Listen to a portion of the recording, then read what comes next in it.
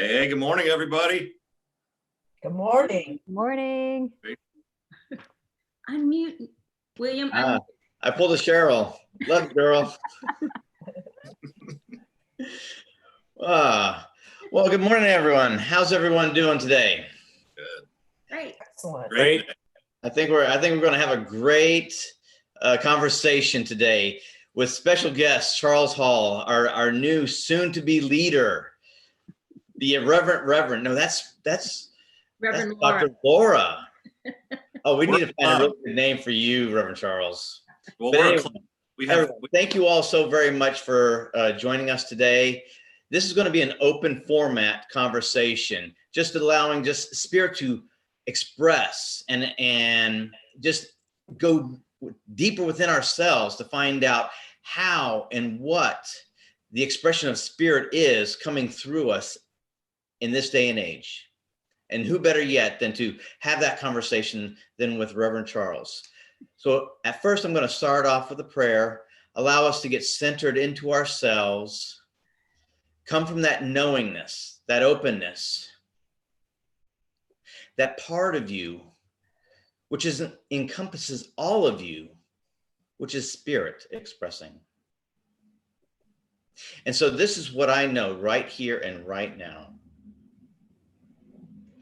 that God, that divine power, that divine source, that divine energy is expressed through each and every one of us.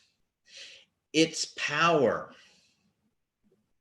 is the unfoldment of life itself. Peace, joy, wisdom, humor are all divine aspects of Spirit. And I know right now for myself that I am connected. I am the embodiment. I am Spirit in action right here and right now. That is the truth of who I am. And so I know for each and every one of us that is here on this Zoom call, it is true for you as well. So in that knowing, I state that insights of ourselves, of our friends, of everyone here on this Zoom meeting are open to the idea of embodying more of which is already inside you, inside of us. I love diving in to the soul of who I am. And I know that each and every one of you who is here now has that same type of passion, the expression of knowledge to experience life. And now here with Reverend Charles, I know that expression is going to be off the hook. It's have no clue where Spirit is going to guide us to allow us to express, but I know it is going to be and is a great time right here and right now. All questions are questions coming and expressed as the divine intuition, that divine knowledge. And so today, I just allow it to unfold with gratitude in my heart, with great expectancy of how this day unfolds. I am gratitude for the upliftment of soul, of my soul, of our soul, through knowledge and sharing that divine essence of each and every one of us. So in that joy, in that gratitude, I just release my word as law, knowing it is already done. And together we say, and so it is. Oh, thank you all very much. Again, this is just an open forum for us to express, to show what has happened this past week. So I'd like to start off with allowing each and every one of us to show a little bit of insight on what has happened or to them this week. So Lori, could you please start that off with us? I'd love to. So this has been an interesting week for all of us because we took our 7 to 12 hour written exam. And my insight this week was, oh my goodness, I need to lighten up. I really need to learn to celebrate the journey, not the outcome, because the outcome is the journey. It will be an exact reflection. And this has been such a joyous journey with everyone here in this room, the Sensational Six, and I'm just so grateful. And I wanted to share a picture that I actually put up in my office to help me to remember to lighten up. So let me see if I can. That's me. That's me as a little kid sticking my tongue out. And so I look at that and I just kind of chuckle and go, yeah, all right, I get it. So that's my insight for the week. Savor, enjoy. Hi, I'm Dale Olansky, and I'm just going to piggyback on what Lori said, because that was the big focus for all of us this week was our written ministerial exam. And I felt very well prepared for it. The test took me about 6 hours to do, which was quite a unique opportunity to just show our learning about the last 2 years and what came through. And I had a little inner experience with it as well that I haven't experienced in a while. And it was I had some self-judgment, and the inner critic just came right out after I finished the test. And it allowed me to process through some old stuff I thought I had already finished. And it was so great to get to the other side of that. It just reminds me that even, whoever we are, whether we're a practitioner or a minister, sometimes that there's still some stuff underneath that needs to be looked at. And there are things that happen in life that allow us to see it so that it doesn't have to stay in us anymore, and we can heal the wounds. So I had some good wound healing over the last week. And I also, some of us are getting our tests back because they're getting graded in the order that we finished. And I am so excited that I met the point that I wanted to meet as far as my score, because I had said, okay, I want to get at least this, and I did it. And so I'm just celebrating, as Lori said, but I need to learn to celebrate before I get the input from the outer world. I need to just celebrate for the achievement of it all. So Lori and I are going to be doing a workshop in the near future about that. Anyways, I love life. I love our teaching. I love the Sensational Six, and I am just so excited for the future and what our whole center is going to be expanding into. So that's me for this week.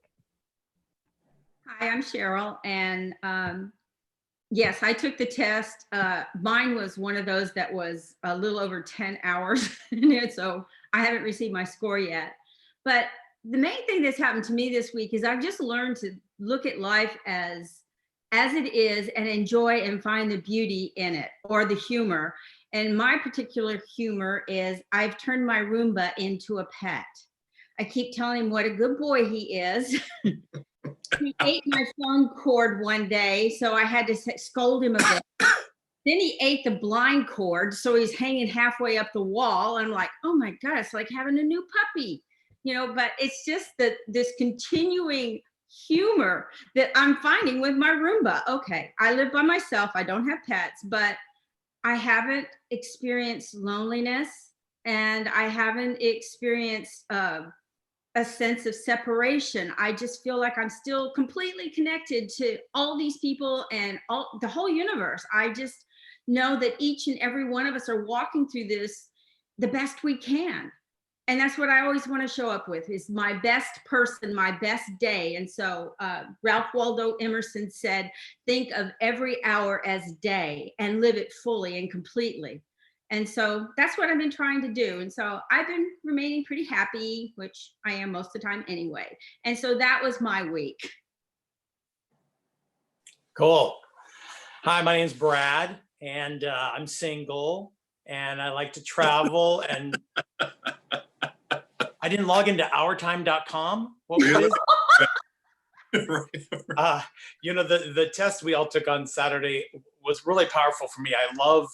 I love either in a conversation or even written, screening me for what I know or what I believe, or also how I can express. There were some topics on there that asked me to talk about how would I be a minister speaking about this, or how would I be a minister leading about this. And I just loved pulling from my teaching and my experience to answer those powerfully. And I just loved being quizzed on that. It was wonderful. I got what I expected, and I experienced what I expected, and it was still just great to do it. I did take a day off and just kind of relax that next Sunday. But then I got into some projects with my mom. You've heard before that I'm a caregiver for my parents. So my mom and I found 3 shoe boxes full of photos. There are hundreds of them. So we're browsing those, separating them into different family legs and scanning them so I can send them out digitally. And my mom's always loved to plant, and she's in a transporter now, so I need to wheel her around, and she can't just go wherever she wants.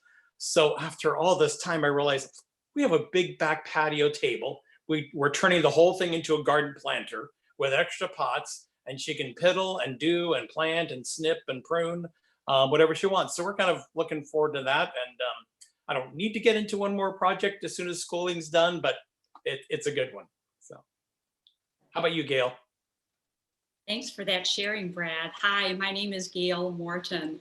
And what I'd like to share with you today is what I've been experiencing actually over the last couple of weeks. And I'm going to call it a birthing, for lack of a better term. So what I've learned over many decades is that my body is an amazing messenger if I'll just listen to it. And of course it is, because of that amazing truth, that wisdom that lies within. And for the last couple of weeks, I would have felt a bit of a heaviness in my heart.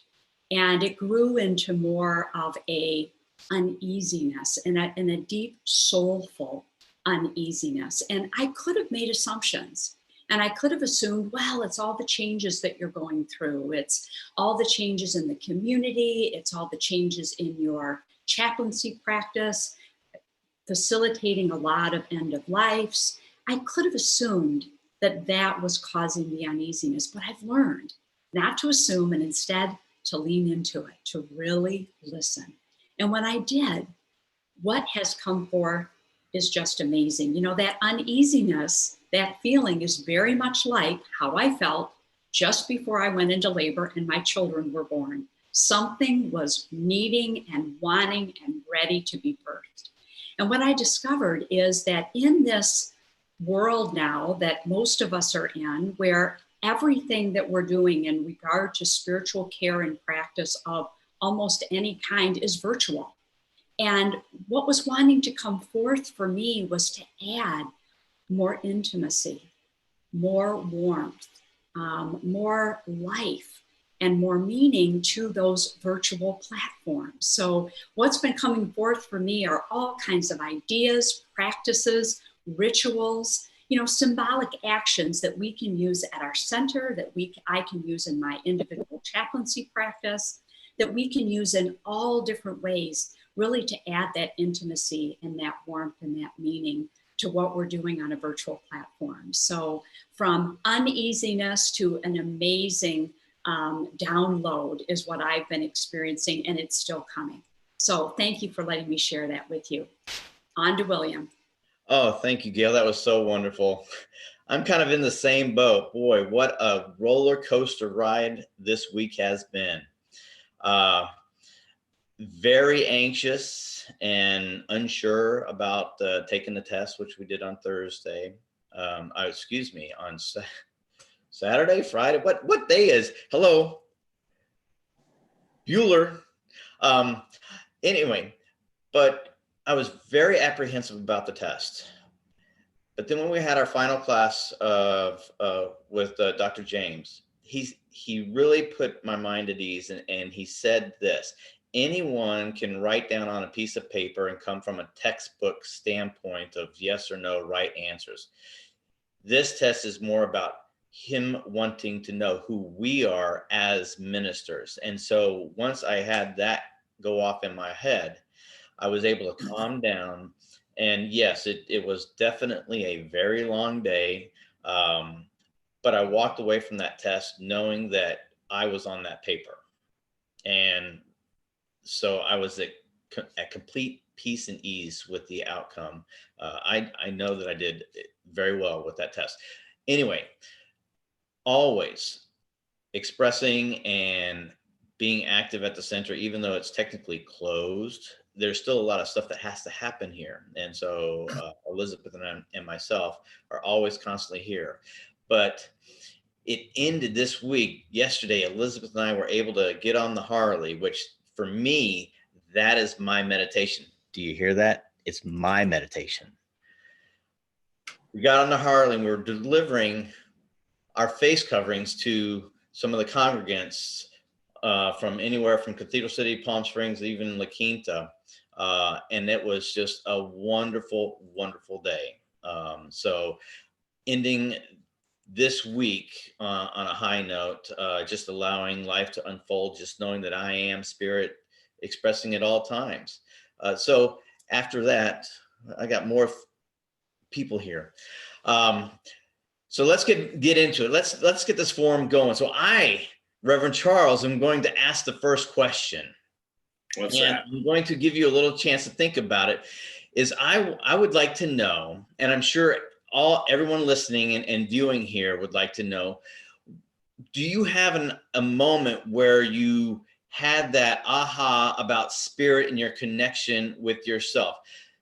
To give you a chance to think about that, I can remember distinctly coming home one Sunday, miffed about having to go to church and sit down and stand up and sit down and kneel and be quiet, quit fidgeting, and going, and then hopping on my orange Huffy with the white banana seat, riding through town going, why do I have to go to church? If God is everywhere, God is right here with me right now, and I can have a conversation with him.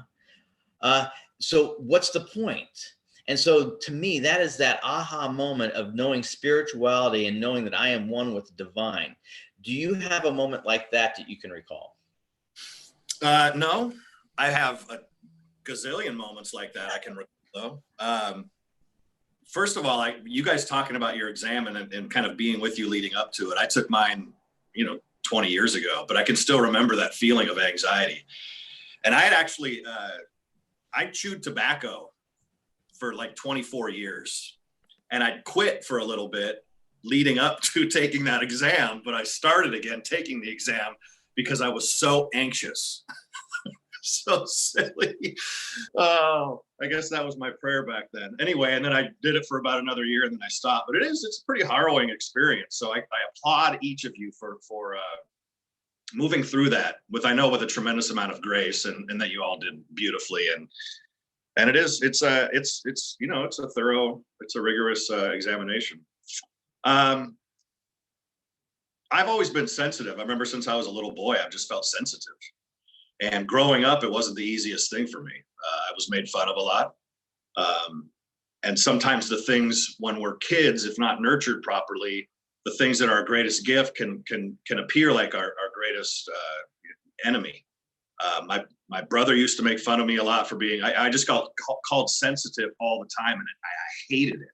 But I was, because, with in a competitive environment and a competitive family. And then I was competitive in grade school and then competitive in high school as far as athletics were concerned. Sensitivity isn't something that, mixes well with that. But I always felt this tremendous compassion and empathy for others. I remember there was a kid named Joey Chappelle in our class in first, second, third, fourth grade. I think he went on to a different grade school at one point. But he was, I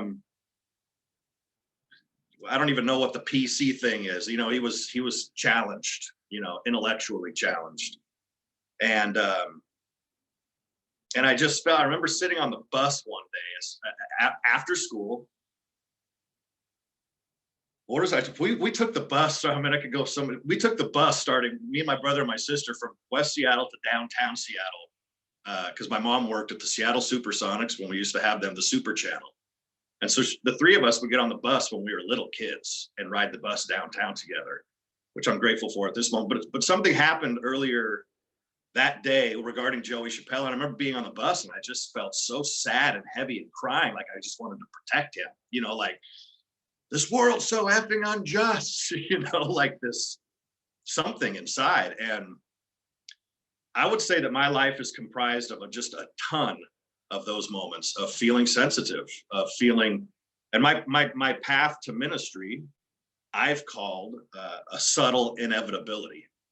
I didn't ever have, like, you know, the Jesus break dancing at the foot of the bed in the middle of the night moment. Like, you know, you're supposed to be a minister. Here we go. It was just it was a subtle movement of the Spirit on me. And even in the last few years, when I, you know, semi-retired or retired, it's like, once you have something and know something, you can't unknow it. You can transform it and change it, but especially with spiritual insight, once it's there, it has you. And so the easiest and the hardest thing to do is surrender to it, but it makes the path a lot easier. So I have a bunch of them, and I'm grateful for them. I just want to let everybody know that you can ask us questions, those of you watching on Zoom. So just go ahead and type them into the chat and I will throw them out to everybody. You can ask a specific person or the entire group. And somebody sent a message to say, Gail, I hope you create many wonderful ways for us to connect and be closer virtually. Wonderful. Do you have any questions for us? Cheryl's trying to say something, but she's muted. I'm unmuted. I just called you Dr. Charles. I guess I just promoted you, but Reverend Charles, what do you, as far as the center and you're taking this leadership role, what do you see the practitioners and the people that have gone through the training, just practitioners right now, but what do you see their role as? I mean, is it going to be more expanded than it has been, or are we just going to remain, you know, doing what we do now? Because I still feel a practitioner. I always will be a practitioner first, then I'll be a reverend. Well, absolutely. Well, the practitioners, I mean, all I get as far as I get oral history when it comes to Center for Spiritual Living Palm Desert. You know, I haven't experienced as much as y'all have.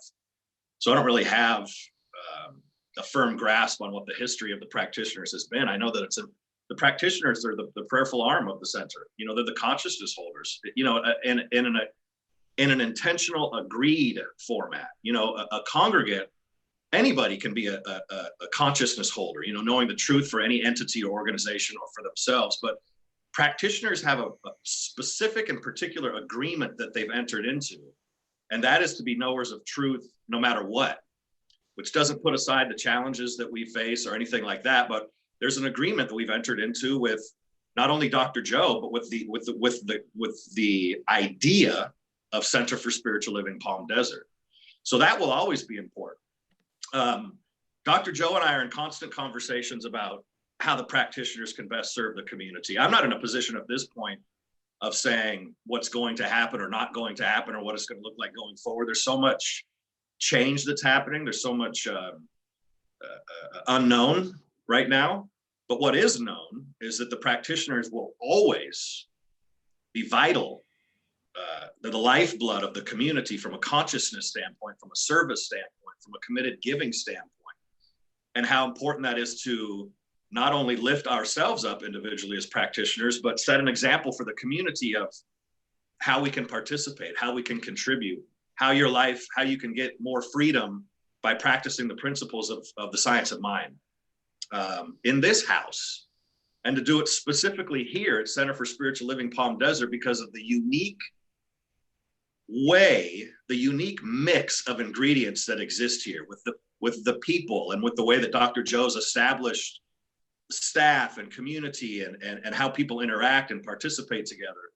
So specifically, I don't feel comfortable, nor do I have the authority to answer that at this moment, but I know that it's going to be powerful, committed. What I do know is that I will ask the practitioners into the highest mode of service in this community, because that's the agreement that you've made, is that because you don't have to become a practitioner, you don't have to become a minister. There's something on you that invited you into that, and given the form and the structure that we have here as a center, as a church, as a spiritual community, you've said yes to something, and I intend to hold myself and all the practitioners accountable to that. Thank you. Absolutely.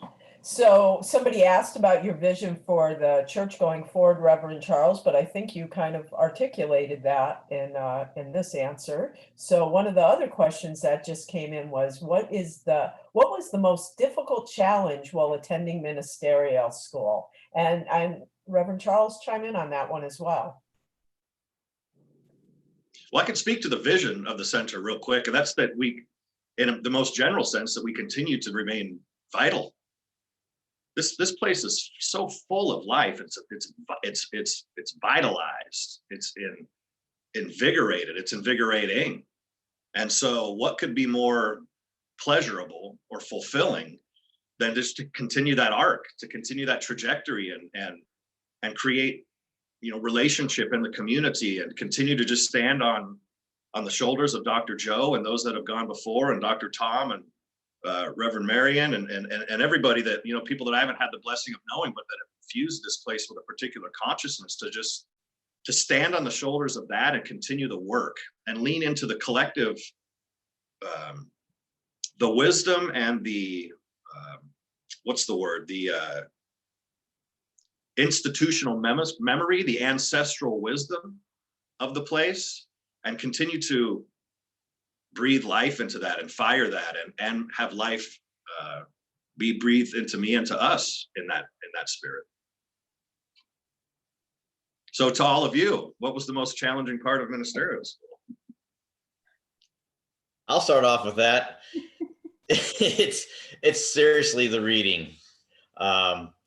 It's definitely a challenge. I am more of a right-brained individual, and so the reading was definitely a challenge for me, but through figuring out how to deal with that, it became a lot easier. But I love to learn, and I love to absorb knowledge, and that's one of the best things that's the best thing I can take away from going through practitioner through to ministerial, is that expanding of consciousness that I absolutely love.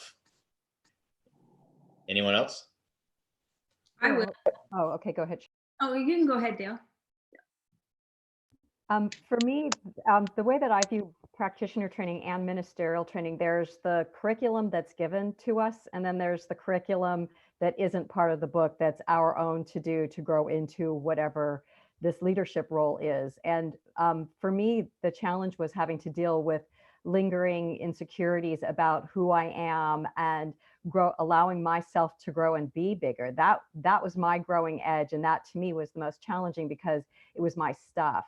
And I think I did really great with looking at myself and looking at what just can't be, as Dr. James said that when we came back from our first year, he goes, if any of you are feeling insecure or any inner doubt, that stops now. And his words rang in my head, because I knew that was my work that I was really doing within the deeper work I was doing within myself. So that was really the toughest part for me, because I had to really dig in. And like I said, it wasn't part of the core curriculum. This was mine to do. But I savored the actual work that we did in class. Dr. James holds a high bar. And for me, that allowed me to kind of grow out of myself and to reach to a higher place I had never been tasked to do before. So that was really neat to be able to just, soar in a bigger way. And I enjoyed that. It was nice to go beyond limits, as we speak about here. So that's how I viewed the whole ministerial training. It was just really about inner growth and doing that which I never thought I could even do, like make an iMovie. That's a whole new thing. But that's where I land with all that. With myself, I think it was that through this process, when I first started, I didn't feel like I was very comfortable speaking in front of people. I mean, I could do opening prayer, but then I'd walk off and my knees would be going like 100 miles an hour, shaking. But it was weird, because like I realized about halfway through the first year that all that was gone. And now I just have this total comfortable feeling speaking to anyone, anywhere. How many? I don't care. It's not part of what's going on. It's like the consciousness within me is now bigger than anything that's outside of me. And so it's easy to share. it's easy to show the world what I know, what I feel, how I am in this consciousness. And I think that that's important, that we all still show up just exactly as who we are, and acknowledge that and love yourself for that, and just take the good things and leave the rest behind. That's how I look at it. But that was such a growth opportunity for me. So I really appreciate going through this experience, and especially with all these people. And I have to say it now, I love all of you. I can attest to what Cheryl's saying as well. She asked me, gave me the honor of listening to one of her, the Sensational Six. We're going to do Wednesday night services back before this whole thing started coming, happening a couple months ago. And she asked me to listen to her sermon. She was going to go first in the rotation. And probably the hardest thing is to talk to one person. Maybe the thing that's only harder than that is, what's happening now is delivering a sermon into a camera, where there isn't even an audience. But she did it just for me, and it was magnificent. It was an extraordinary sermon. It was filled with everything. So I just want to attest to that I don't know how you were a few years ago, but you passed with flying colors in my book. So for me, I think my biggest challenge going through this ministerial process was also my biggest gift. So I was a little bit like Reverend Charles in that when Dr. Joe approached me about the ministerial program, I really hadn't thought about it. I had just finished my 2-year chaplaincy training and board certification, and I knew that these other 5 were going through this amazing training, and it really hadn't crossed my mind that this was the right thing for me. And so when Joe approached me, I had to really think about it. And what I came up with is, I don't know why my heart is saying yes, but it is saying yes. And it's because I want to be the best Gail that I can be. And I knew that I wasn't there. And so my biggest gift and also challenge is that, is putting spirit first place, putting spirit where spirit is, and that's first place inside of me. So when I was challenged, when I was stretched, when I found myself wondering, what am I doing here? All I had to do was to move back to my center, the truth of who I am. And that was exactly why I'm here. And it was amazing how all the puzzle pieces always came together as soon as I settled in and put spirit back first place. Thank you. Amen. I'll go. There were a lot of them. The 2 that come to mind of the probably dozens that are there, doing long distance church, or doing, almost half the class was remote and half the class was in person. It was challenging for me sometimes to get that sense of connection. So I'm very thankful to my fellow students here at CSL Palm Desert, because I think we've had much more connection time doing and planning our Wednesday morning activities for you all than we got to during the classes, because it just wasn't, we were in class, we were doing class. We weren't sitting next to each other to chat during break, etc. So I'm very thankful for that. A little challenge was, I'm a caregiver for my parents. So if I was going to drive to Studio City and be gone that length of time, it was a little at first mentally challenging to get my said that, how do I set them up? They're mentally fine. But the highlight of that was having a 2.5 to 3 hour drive home after 10 o'clock at night, just me. And I'm driving through some hick town where there's nothing but orange blossoms and the freeway was closed. So it's an up and down highlight. But I think Gail had mentioned it. I was so thankful that during the studies of the class, right at the time, I was able to attract people to help me embellish and expand what I was already doing in the class. Like within a few months, I found this awesome prayer partner, and we really weren't even looking for prayer partners. I found someone else just after we had started more Troward work in the class, someone who used to do workshops on Troward 30 years ago. So that person and I started having wonderful discussions to really grasp deeper the understanding and teachings of Troward. So I was very thankful for those kind of things coming up just right when I wanted to expand and get even deeper than whatever the current curriculum in front of me was giving me. So you want to end us off, Lori? Sure. I would say I made a joke my first talk at CSL Palm Desert about who knew you had to get up and talk in front of people if you wanted to be a minister. So that was absolutely probably the thing I had to get over the most, was that nervousness of speaking in front of people. And just accepting that, like Charles said, it was really inevitable for me. I did not feel like I really had a choice. I guess I could have said no, but I really couldn't. And so accepting that this was my path, saying yes, and knowing that I earned my spot amongst these brilliant people that I was studying with, and with such an amazing teacher. So, it's about saying yes to what's in your heart when it shows up, because it's showing up for a reason. So that was a big one. William, did you say something yet? You did, right? Yes, I did. Okay, so somebody asked us, what are your individual visions or passions going forward as new ministers? Let's hear it, gang. I'll jump in.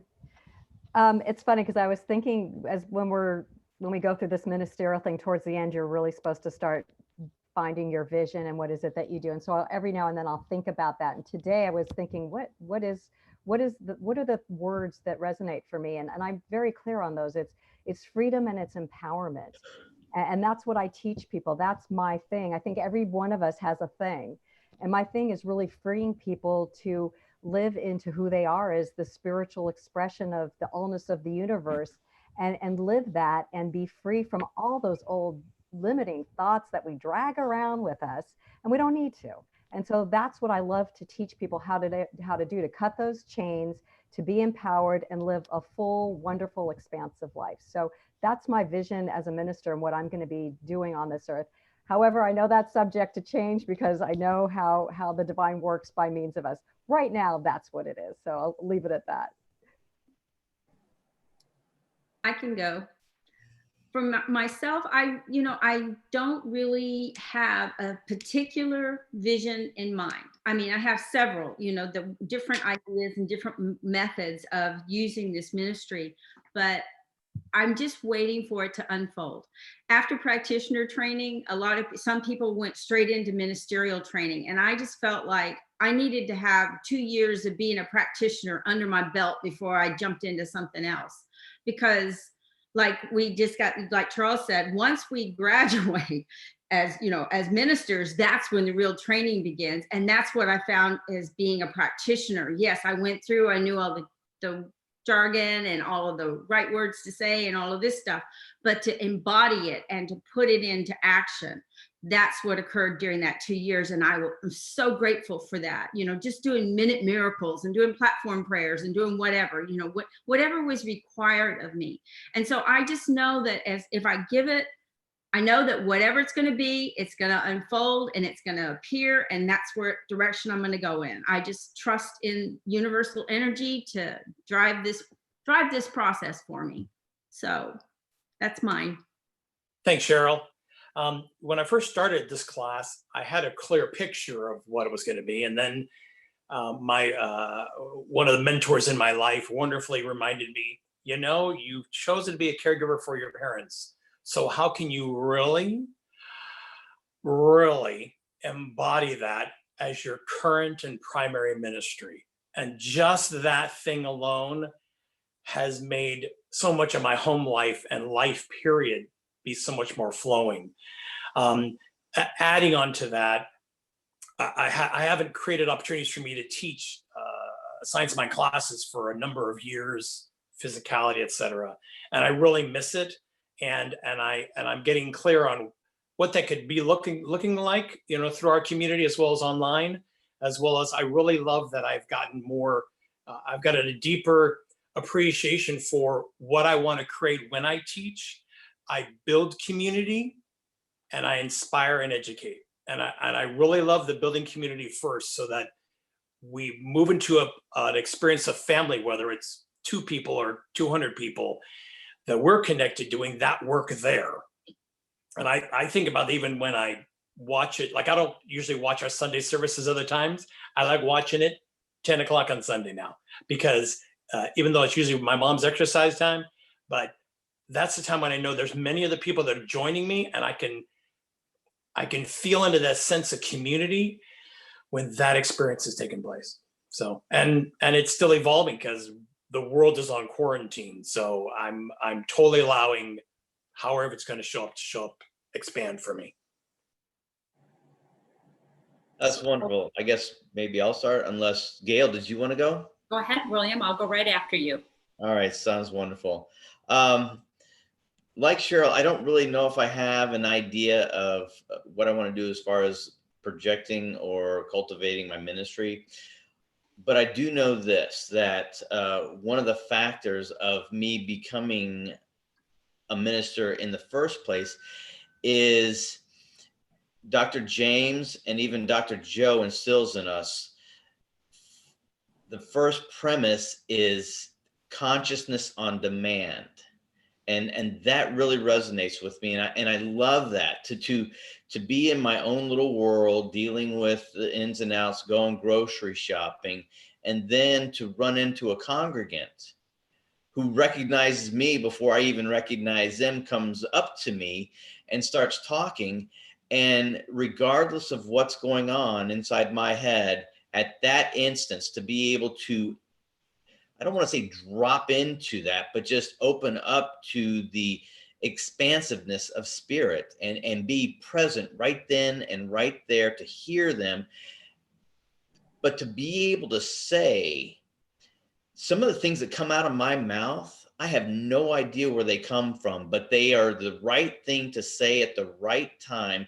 And for me, that is the excitement that I get from ministry. And I know that that's the truth for each and every one of us. I'm sure that everyone who's here listening can have and recall a time when they said something poignant to a friend in need, and they have no idea where that aha moment came for them. And I'm getting bumps right now off of this, but this is what's drawn me into this ministry, and that is what I love about this, and that's why I'm constantly learning, because I need to know more about how the universe works, and I love that. So Gail. Thanks, William. So individual passion for me in ministry is all about supporting people as they experience the power of the universe. And I hesitate to put any other sides on that box, because what I've learned about myself is that when I have a passion, which that is my passion in ministry, it is going to unfold.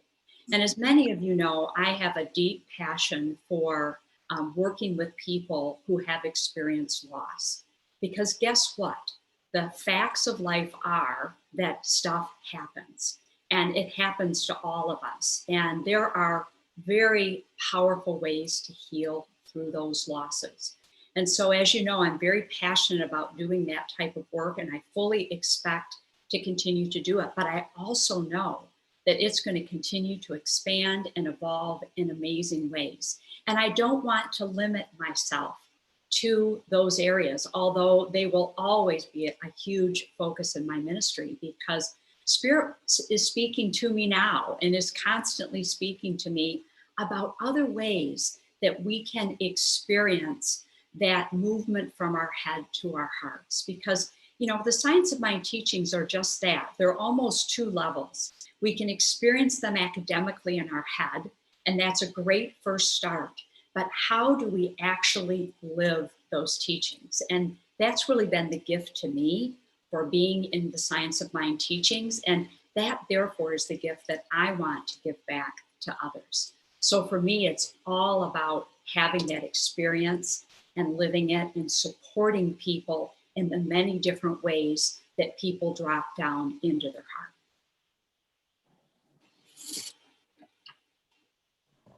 So I went into this not really having a clear vision, but what I've come to just this week, I feel like I've been like downloading, is I did have a clear vision. My passion is really the practical application of these principles. It is teaching people how to demonstrate them in their life and in giving them tools so that they're using it and it becomes cellular, and it's just how we show up after a while, because when you really get this, it just is, it's who you are. And I want to support people from moving it from here to here and out into their experience. So that really is my passion. You know, I call myself the practical practitioner. Now I need to look for a new nickname. You can all help me out with that. Charles, did you have anything you'd like to add here? I have a question that I'd like to ask each one of you though, too. If you can, I'm going to challenge you to distill your call to ministry down to 2 words, just 2 words. Like Dale said, freedom and empowerment. For the rest of you, 2 words that fire you, that inspire you, that motivate you, that will be fuel for your ministry. Let's just go back in the order. So Cheryl, how about you next? I think mine would be harmony and serenity. Finding the harmony within everyone or everybody, helping people find that harmony with the universe, and then serenity in that, just walking around in the peaceful knowing that I am immersed in spirit always. I'm always part of spirit. Amen. Cool. Brad? Being a loving guide. Loving guide. William?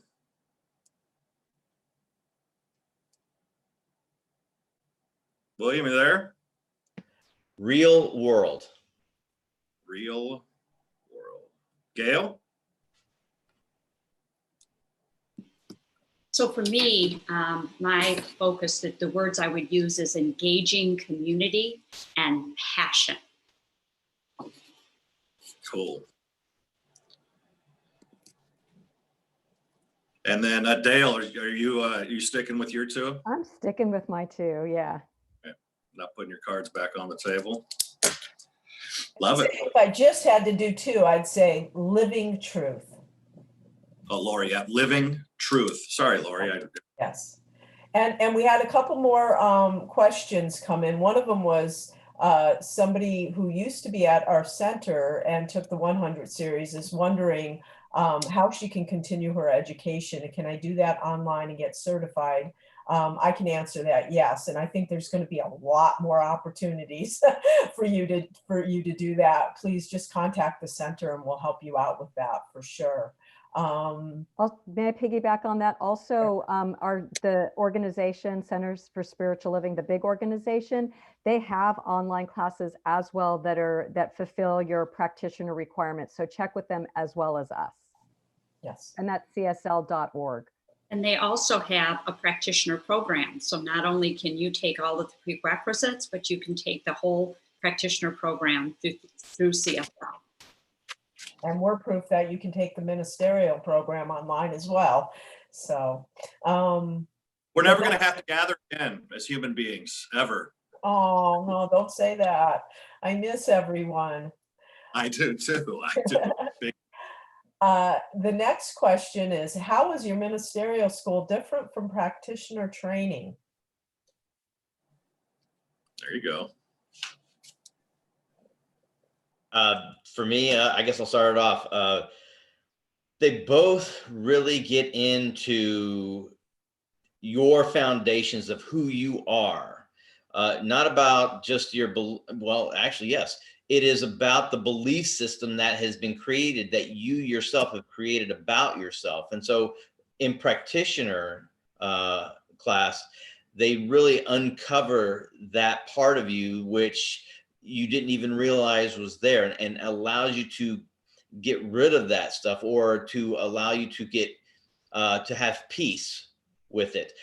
Because I know a lot of us have had issues, but I know for myself that I don't set those issues aside. They are still a part of me, but they are a point. They're a room in my mansion that I have access to, that when somebody needs some sort of insight from that perspective, I have great clarity around that because I've been able to deal with it and process it in a way. And so I'm able to articulate it for that client in front of me. And so that's one of the things that I do love about practitioner. As far as going into ministerial, that really you start to understand the dynamics of being a minister. Even though a minister is first and foremost a practitioner, there is just more things that we're able to do as far as counseling goes, and prayer treatment goes. That's a little bit more, but it's really the dynamics of for me, what I took from becoming a minister and taking the classes is how to really embody being a leader and stepping into that role and being comfortable with that role. And I absolutely love that. So anyone else, please? I think too, on that note, William, it's for the practitioner training, you're really developing the consciousness and prayer and your ability to work with people in knowing truth. And with ministerial, you're really, especially our class, our teacher is very much centered on you being able to articulate beautifully and in a way that's understandable to people, the principles that we teach. So you're really learning to be very visible and public, and being a teacher, really. That's how I saw it. But we still, what I loved about our class is that we still talked a lot about principle, but in deeper ways. So everything you learn in prac training, you go deeper with ministerial training, so that you're very clear on what this is, and you know how to say it in a way that makes sense, that's articulate, like I said already. So plus there's just, you're just really learning to be able to create whatever if you're going to do a center, or if you're going to have what's called a focus ministry, you learn how to be really somebody who can lead people and bring them together in community. So it is a whole other extension of being a practitioner, just in a big public way. I thought what the way I viewed practitioner training, well, and since the people that went through it with me, the first year is about cleaning out your closet, just getting rid of some of these beliefs and things that you've been told or you've been taught your whole life. And then you really have to step back and examine your beliefs, and through tears and all kinds of stuff, bitch slapping and whatever it takes at that time to make you aware of where you're living, and to rewrite your story so that it is in alignment with what your true beliefs are. So as Lao Tzu says, becoming an actualized human being, a person that is exactly the same in public as they are in private. And when you can reach that point to where you're not with no facade, you're just who you are, that to me was practitioner school. Ministerial school is more about, like Dale said, it's about expanding on what we know and bringing it to a whole new level of awareness. So for me, practitioner training was all about really learning how did my life get to be the way that it is, and learning responsibility, learning that I am gloriously responsible for my life, and I can change my life in any way that I choose to change it.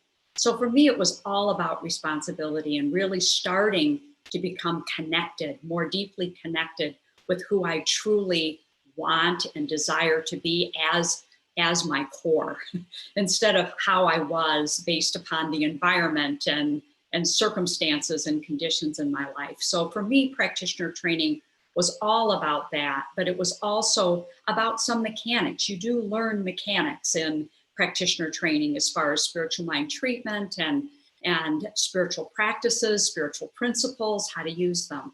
So yes, ministerial took us into an entirely new skill set that we had to learn. But for me, it was more about deepening into my higher consciousness, staying there, being there, operating from there, whether it was what Dr. James called a stand and deliver question, which was usually pretty challenging, if I tried to answer it just based upon my intellect, I was going to fumble. But if as I learned to just open myself up to the truth of who I am and allow that wisdom to move through me, it was a completely, completely different story. So for me, it was really around all the mechanics, it was deepening into that higher consciousness that I started to grow in practitioner school and continue to grow in ministerial.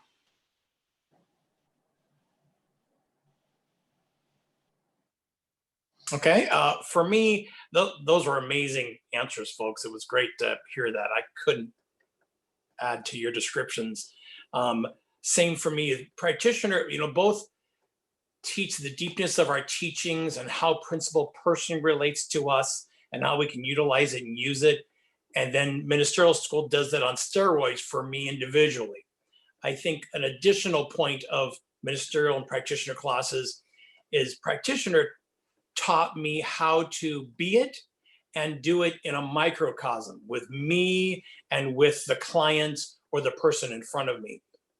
And ministerial training helped me look at it from the macrocosm where it's me and how I can be and do it with not just the future ministry and community I may be leading and loving in, but also with the world. Those are two key points for me. All right. Well, I have really very little to add to that. It was pretty comprehensive. I'll just say my metaphor is practitioner was like the fish swimming in the water and learning to see the water, and minister was stop being the fish, become the bird, and get that high watch. So that's kind of my summary. I can't believe how fast this hour went. So Reverend Charles, do you have anything to add before we move into closing? And I think we got most of the questions here. There was a question to Dale about your favorite author or inspiration, if you just want to say that real quickly. I think that was the only one we didn't get to. Oh God, that is tough. My favorite author, whew, geez. There's so many of them. I would have to say, gosh, I'm going to have to be the religious scientist that I am, and I'm going to say Ernest Holmes, because he spoke truth like no one. And I know that he borrowed from Troward and Lao Tzu, but man, for me, he hit the spot. So I'm going to say good old Ernest. Okay, we're gonna kind of close out now. First, I would like to offer you the opportunity, if you enjoyed this, to please find the donate button at the bottom of the screen, and please give back to where, what we say at the center is that please give where you're fed. So if any of this fed your soul or brought some new insight to you, please give back and donate back to the center. And also, we have some really cool things still going on this week. Tomorrow, Dr. Joe and Reverend Charles are going to have a conversation again. So you're going to be in all kinds of conversations this week, Reverend Charles. And then Charles is teaching the second part of his class, this thing called You. Now, all of these things are occurring at 10 o'clock in the morning. And then we're going to have a real treat on Saturday. Dr. Joe is going to lead the meditation. And so if you would like to join him in meditation, 10 o'clock on Saturday, and then on Sunday, of course, we'll have our 10 o'clock service. And if there's anything else, Reverend Charles, would you like to add anything about your class? It's going to be great. That's it. It's going to be awesome. This thing called You, we're going to blend the idea of resistance and persistence and perseverance, and looking at those two kind of ends of a spectrum and how they interact and play together, supported and illuminated from teachings of this thing called You. And it's going to be good. Just keep plugging in at 10 and spread the word to people. If you know somebody that's lonely or that's challenged by being alone or an issue in their life, don't even get into it with them. Just say, here, log into this website at 10 a.m. Any day, and you're going to get something that's going to benefit your life. I would encourage us to invite more people to participate as well. That's all I've got. It's been an honor being with all of you, and I'm grateful. Okay, let's just, I'm grateful too. I would like to just end with a closing prayer. So if you please get comfortable and take a deep breath in, and just know with me that there is harmony, that there is order, and there is perfection in the universe, that we are from this beautiful harmony. And we are all eternally connected to this source of all power. Everything that is occurring in our life is an outpicturing of the source that is within us and the thoughts that we put into it. And just know that we are now in complete harmonious vibration with the universe, that our energy is feeding into the entire world. We are bringing to the world the harmony and the order and the perfection that is the source of everything. And so just allow our consciousness to continue to flow in this vibration and let it expand outside of who we are and be more than what we are, that we are the power of the universe expressing right now in this moment. And let's remain in that harmony and in that beauty. And so I am so grateful for everyone that's been here today and all of the beautiful insights that have been brought forth and all of the words that have harmoniously brought us all into one unit as we are, the Sensational Six. And then I release this now to this one universal consciousness, this beautiful, beautiful power, ready now, always, to let it unfold in divine right order. And so if this resonates with you, please join me in saying, and so it is. It is. bye, everybody. Bye. Peace. Bye, everyone. Thank you all for joining us.